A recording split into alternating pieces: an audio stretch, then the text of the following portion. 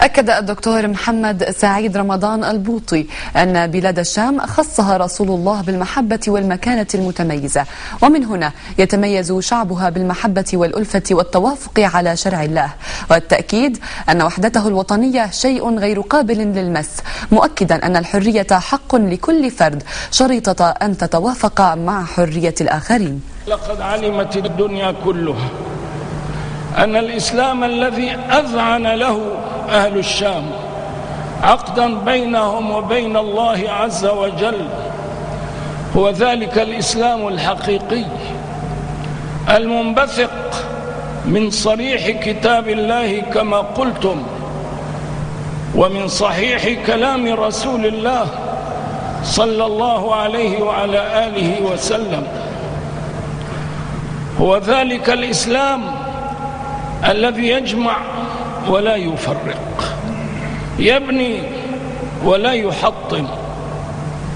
هو ذلك الإسلام الذي يحتضن الإيمان المطلق بالله سبحانه وتعالى، ومن ثم فإنه يأتلف مع سائر المؤمنين بالله سبحانه وتعالى من مسلمين وكتابيين على السواء. هذا الواقع لا يمكن إلا أن يتجلى في المرآة، ومرآتنا إنما هو دستورنا.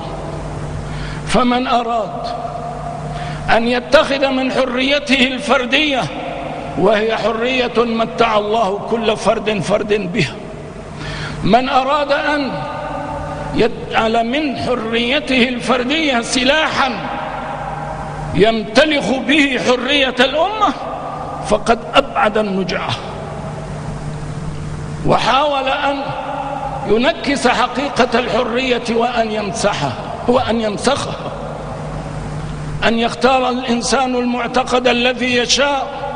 هذا ما ملكه الله إياه في دار الدنيا، لا إكراه في الدين، قد تبين الرشد من الغي.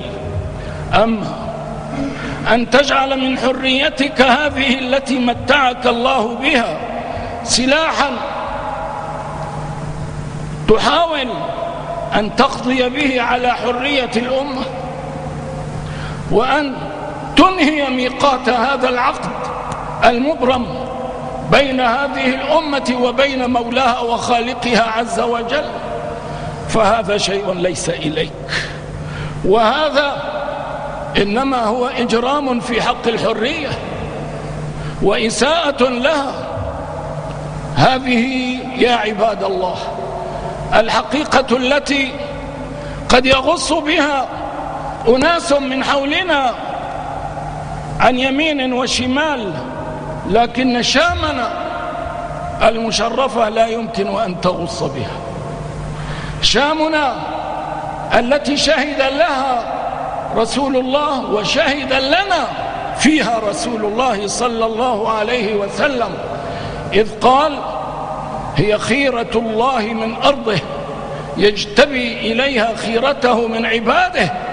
لا يمكن أن تخضع لهذا الحلم، ولا يمكن أن تخضع لهذه الأمزجة قط.